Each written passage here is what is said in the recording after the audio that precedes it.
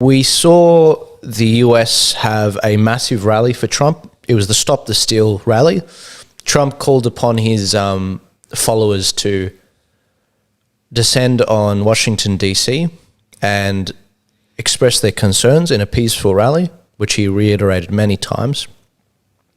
And he spoke at the rally. There were a lot of speakers that were there. It was civil. However, chaos ensued not long after. Now, there's a lot of confusion out there, and the goal of today's conversation is for me to bring people up to speed on what's happened to date. And next week, I can update you on what happens after that, guys. So what sparked all of this off was, as I've explained many times in past videos, there is a process through counting the votes. It was up to Mike Pence to count the electoral college votes, which are given to him in envelopes from the 50 states that voted electorally. However, the thing that made today especially spicy, or the last 48 hours, is there were 7 states or 6 states that put electors in both for Donald Trump and for Joe Biden, which complicates things because Mike Pence, constitutionally and historically, as we saw with Nixon and Reagan, Mike Pence, as the president of the Senate and the vice president to the presidency, he has the power, many legal experts argue, like Rudy Giuliani, to dismiss ballots, to pick who he's going to count them for, maybe the ones for Trump but not for Biden, or he can put both of them aside and go to the state legislators for clarification, which is something that has been done in the past, and it's something that a lot of people were arguing he could have done. It was very unclear where Mike Pence stood on this. However, any doubts were quickly changed once Mike Pence put this tweet out, a statement, an official statement, where he explained that it is in my considered judgment that my oath to support and defend the Constitution constrains me from claiming unilateral authority to determine which electoral votes should be counted and which should not. A couple minutes after that, Donald Trump said in a tweet, Mike Pence didn't have the courage to do what should have been done to protect our country and our Constitution, giving states a chance to certify a corrected set of facts, not the fraudulent or inaccurate ones which they were asked to previously certify. The USA demands the truth. It wasn't long after that we saw basically the people descend on the Capitol, Washington, D.C., where these hearings were happening and Mike Pence was having the count in the Senate chamber. This is the first time the US Capitol has actually been breached since it was attacked by the British in 1814 and the White House was burnt down at that time. Mm-hmm. So what did we see? Basically, we saw protesters, and there's a lot of confusion in this, guys. The goal of today is to correct and see if we can work together on the truth.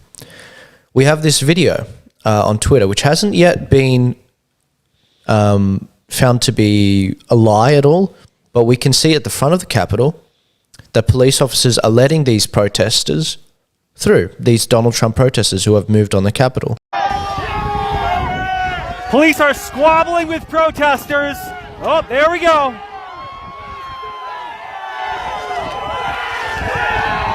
And they just breached the Capitol again. It almost looks orchestrated, doesn't it? It almost does. So what we saw once they got in there, a number of different people were taking footage. This one's from Courtney Holland. She's a certified Twitter user. Got quite a few following, and I trust her opinion. She said that there was an instigator trying to break a window at the Capitol with a chair yesterday. When he ran away, Trump supporters grabbed him and handed him over to the police. That's not good. That's not one of ours. Oh, look, the Trump supporters even grabbed the guy. That's not one of ours. She's saying that's not one of ours. Now, look, this is not unusual. This is not the first time we've seen this. We've seen situations where Black Lives Matter protesters have been going on, and there's this great video of a guy smashing bricks on the side of the road, so that he could hand them to protesters to throw at the police, throw them at private property windows, everything. You also saw the piles of bricks that were actually pre-positioned by police. Yeah, exactly. For use by the protesters, by the Antifa. Exactly. But in this particular case, what happened was a lot of the supporters of the protest there, they actually grabbed this guy and they literally manhandled him and dragged him over to the police and they arrested him, which was awesome. That was really good. But coming back to this, yes, we did see a lot of protesters push past the barriers once they were opened up, and the people continued to descend on Washington, the capital. And this isn't where Trump was having the rally. This is not where the rally was being held. And so once that ended up happening, we had a situation where the people were very enraged. A lot of people have been wondering who started these protests. Why were they allowed through? Were some of these people Antifa agitators? And I do want to shed a bit of light on that. These are some of the images that we saw. I want to make it absolutely clear that there are definitely a high percentage of Trump supporters in these photos. I'm certain of it. The amount of people that are there it's undeniable how many Trump supporters are there. Honestly, and this is something I want to get to the bottom of. We don't know for sure if this was started by Trump supporters or Antifa agitators at the front, but both are possibilities. What may have happened is Antifa supporters agitated at the front and then the Trump supporters followed them through the back. And they were led along like sheep. Now, if that's the case, shame on Trump supporters.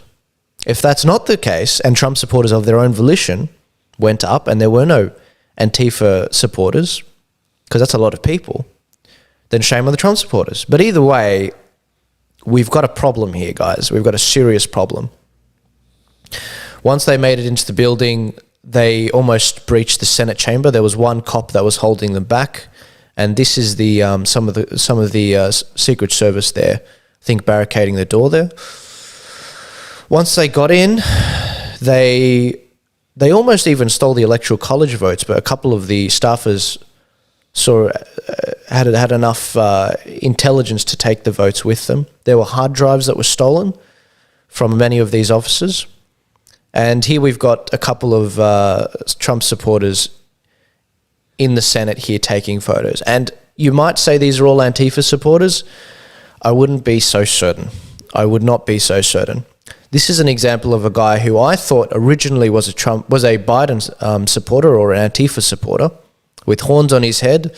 Some people on our side, Riccardo, they were saying that, he's got a pedo symbol on his chest. Look, I'm going to be honest, I don't have a lot of patience for the pedo symbol, Illuminati sort of, what do these hidden messages mean? But one of the valid things people brought up was this is a guy that we've seen in September 20th, 2019. He was at a Black Lives Matter protest. But why was he there? Was he supporting Black Lives Matter or not? It turns out he was a counter-protester against Black Lives Matter. He wasn't supporting them. So there was a lot of misinformation saying these are Antifa supporters, when in actuality, they're probably not. Just on that guy, I saw a claim from either his brother or sister that he's an ex-US Marine, he's pro-Trump, he's pro-liberty, he's not part of the Antifa crowd. Yeah. And also, he on camera, he's talked about QAnon and how he supports it as well. This is another video, and I'm not going to play it, but this is an interview with a guy who said he did enter the Capitol building, and I would describe him as a sheep. He is a Trump supporter, and he was one of the people that followed all of these followers in. Now, I get it. I understand where he's coming from, but this is unacceptable. I don't think a lot of people understand the repercussions of their actions, even if they didn't start it, even if they just followed them in. But this is one of the guys that ended up in the Senate chamber as a Trump supporter. And you can listen to the full 20 or 30-minute interview where he talks about that. So we had all these Trump supporters go in. They all flooded. They occupied the Capitol. They were trashing Now, people that I don't like very much, like Nancy Pelosi's officers and all these senators' officers, which I completely disavow and disagree with, and they were sitting in their chairs, they were just breaking things, and a woman got shot. A lady got shot while she was in there. It was a veteran. This was a Trump supporter veteran. Her name was Ashley Babbitt, who was in the Air Force, and she was a Trump supporter.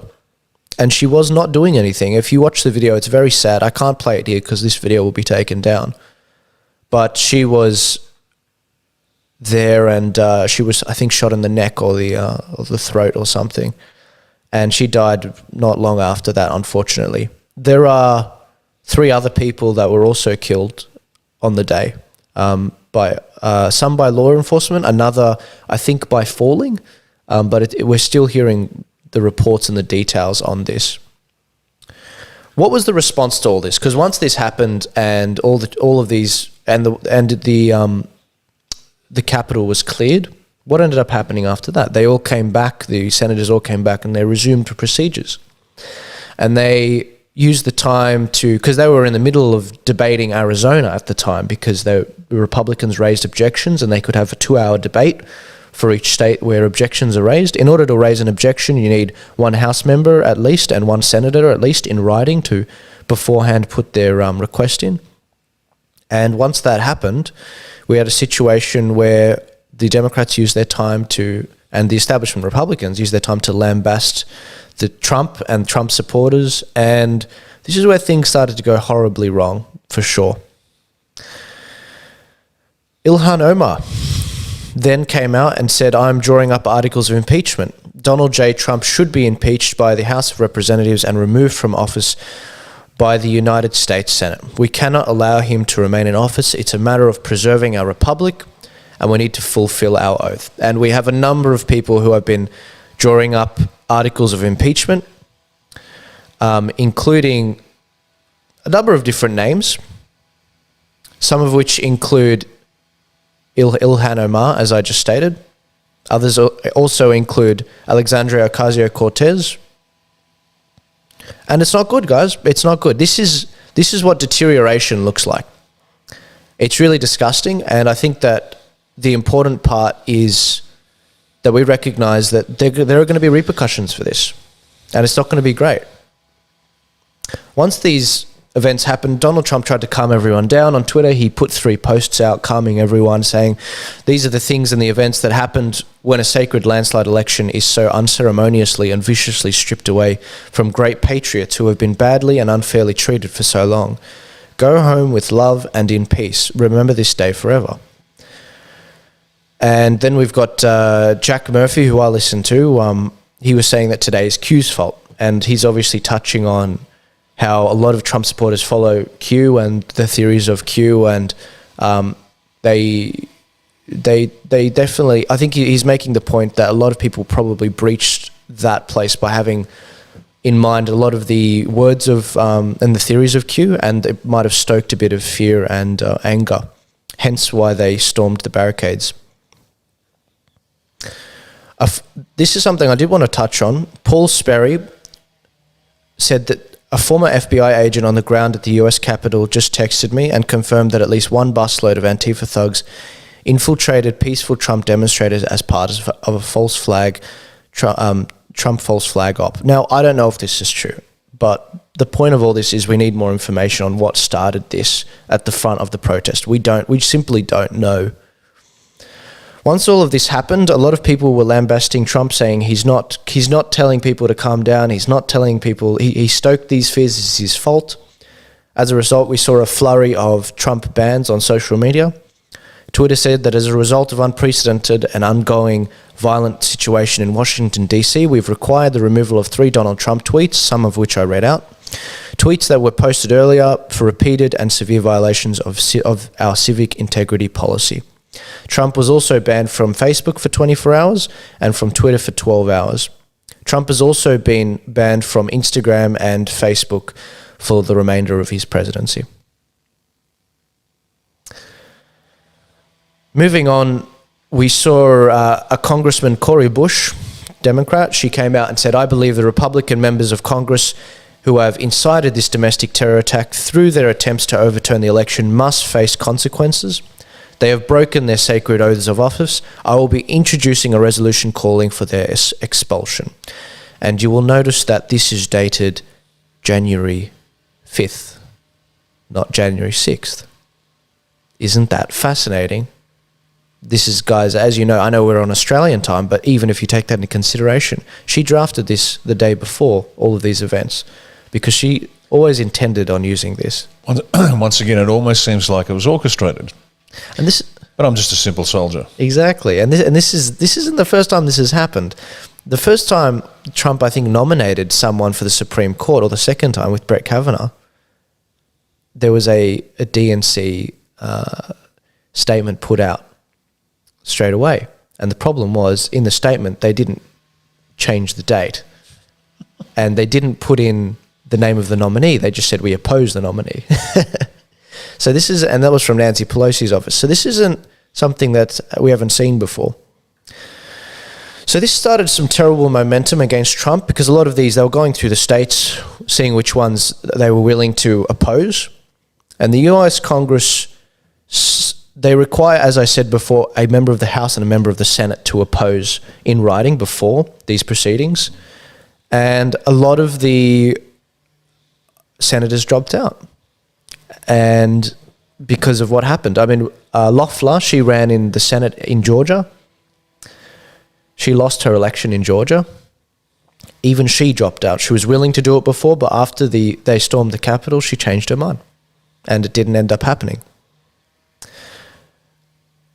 Pennsylvania was meant to be challenged. And it was challenged. Arizona was also challenged. However, there were 5 other states which should have been challenged, which would have been challenged, where senators had signed on and House members had signed on. However, they didn't. For example, Wisconsin had 71 congressmen and women object to their vote. However, they no longer had a senator backing them at that point. As a result, they couldn't challenge Wisconsin. This happened with a few other states, like with Nevada, like with Georgia, like with Michigan. Sounds like they were given a plausible excuse to withdraw from their intended action. Exactly. And not have as much backlash as they might think. Correct. Now, this is another protester that we saw in there. I don't know where he stands. I don't know if he's an Antifa guy, but he's clearly there at a Black Lives Matter protest. Now, this might be a similar situation with the other guy. Maybe he's counter-protesting. Maybe he's just covering it. We don't know. But we need more information, and that's the point of this. I put out this video of this guy on my Facebook and social media accounts. This is a video from early December, where he points out that there's 4 Antifa buses that were escorted by police and dropped off at the front of a protest. This did not happen in Washington. This did not happen in January. This is fake news, and I've already apologized for putting it out there. I corrected the statement. I wish the media did the same with similar situations. We then had the media around the world start to cover this. 4 dead after Trump protesters storm Washington. And don't you just love that photo with the little halo around Biden's head? Now, what's the effect of all this? Where do we go from here? Well, the vote in the Senate ended up failing. They had their debate on Pennsylvania. There were some great senators that came through, like Ted Cruz and Josh Hawley as well, who he challenged Pennsylvania, even after all of this went down. And they had their 2-hour debate, and Congress hated him for it, yet he did it anyway. And unfortunately, it didn't go through. Another great name, Madison Cawthorn. You know, he fought tooth and nail. He's the youngest member of Congress there. He's 24, soon to be 25 there. He's in a wheelchair. And he said, I failed you. I'm sorry. I could not stop the bastardization of our Constitution. The strike force that is myself, Charlie Kirk, James O'Keefe, Benny Johnson, Lauren Beaumont, and Matt Gaetz will fight to stop this from happening again. And I would say that Matt Gaetz is probably one of the few people who actually had something good, some encouraging words and really stuck to the establishment during the time that he was given. And I don't know if the reports are true, but the Washington Times has just reported some pretty compelling evidence from a facial recognition company showing that some of the people who breached the Capitol today were not Trump supporters. They were masquerading as Trump supporters and, in fact, were members of the violent terrorist group Antifa.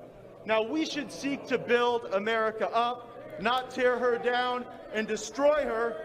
And I am sure glad that at least for one day, I didn't hear my Democrat colleagues calling to defund the police.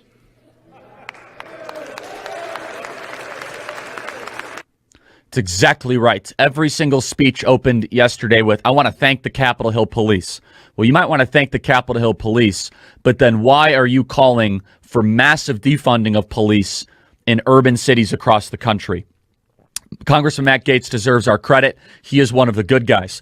The certification for Pennsylvania came through. Matt Gaetz is certainly someone to keep an eye on in the coming years, but I did want to just highlight some of the people that have been talking on this. Now, what did this cost? What did this stop? Well, there were a bunch of really good things that were happening, but this has cost quite a lot. There were things still going on at the time, still fights to be had, that were all jeopardized. And Charlie Kirk covered this very well in his 15-hour podcast that he covered the whole day through. 4 people died yesterday that didn't need to die. And it also completely defeated all of the election integrity arguments that we had. You want to know what happened yesterday because things got violent? All of the progress that my friends had made at the Armistead Project to get state legislatures to they were so close to decertifying yesterday. You knew this, right? No, probably, maybe not. Arizona, Wisconsin, they were close to decertifying. You know, none of them are now going to decertify. You know why? Because of what happened yesterday in the Capitol. They got scared. All of a sudden, you go to violence like this, you lose everybody. All of our arguments around voter fraud, all of it, basically lost in the eyes of public opinion. And so we were never really able to make our case yesterday, one that could have had generational impact on actually improving elections and maybe actually giving the president of the Senate a path to send this back down to the state legislatures. So we've got to deal with the reality, guys, of exactly what's happened, what's going to happen, and where this leaves things. If nothing else changes from this point, it seems as though Joe Biden is going to be the president-elect he's going to be the president as of January 20th. What does that mean? That means that he's going to have a supermajority. It means the House of Congress is completely his. The Senate, he will have a majority because they lost the election in Georgia. You had some people saying not to get out and vote in Georgia. So Kamala Harris will be the tie-breaking vote. He's won the presidency. He will stack the Supreme Court with the Senate that he now has, and he'll add 6 more Supreme Court members, maybe more. Maybe he'll add 50 so that he can beat the Republican majority there, which is at 6-3 right now. He's going to crack down on free speech using the Patriot Act, which is something which targeted thousands of journalists under the Obama presidency. They're going to add more states, Washington, and maybe a few others, to give them more senators and to give them electoral college votes, like in Washington. That's 2 more senators. And they're going to resume all these foreign wars that I've warned about in the past, and they will start new ones. And this is Charlie Kirk again putting this into perspective. This is a question we've gotten a lot. Charlie, you say there's no constitutional option left for us. How does the Insurrection Act fall into all of this? Is it applicable? Do you believe there is no legal law and order path to exposing voter fraud and taking back our country? What about Executive Order 13848? I could tell you the president, according to all my conversations and things that I could tell you, has absolutely no plans to sign the Insurrection Act or use the executive order mentioned right there. So I'm talking to actual human beings that are involved in this and not just speculation of message boards of people that wish they were involved in this. So In some ways, today is not my favorite show to do because I feel as if I have to tell a loved one that a loved one has passed away, because I'm saying that metaphorically, but I'm trying to just tell people right now that now we have to plan, we have to move forward. So what do we do? Okay, let's say that in 13 days, absent a God-sized miracle, Joe Biden becomes president of the United States. We'll have the United States Senate because conservatives did not show up in big numbers in Georgia because they were told not to vote. And then we have Pelosi as the Speaker of the House with a thin margin. One of the first things they're going to try to do is statehood for Washington, D.C. Do we have tape on that? Were we able to pull that tape? They're already calling for statehood for Washington, D.C. And so... And that's not good. That's not good at all, guys. I'm a little bit worried about that. That's going to be very interesting. Why do we concern ourselves with what's going on over there? Because if they crack down on internet free speech, that means my channel's got to completely disappear from the main channels we're on right now. So we're going to have to diversify them. That's okay. It means we need to diversify and protect ourselves, but it does make things a lot more difficult. So what's going to happen from here? Well, it's what I've been warning of. It's been the purge, the slow purge, which we've been seeing over the last 5 years, is going to greatly accelerate. And they're going to start with Donald J. Trump. Even though he came out and he said that in this statement, even though I totally disagree with the outcome of the election and the facts bear me out, nonetheless, there will be an orderly transition on January 20th. I have always said that we would continue our fight to ensure that only legal votes were counted. While this represents the end of the greatest first term in presidential history, it's only the beginning of our fight to make America great again. And that was, he couldn't tweet that out because he's obviously been censored, but I think his deputy chief of staff came out and did that.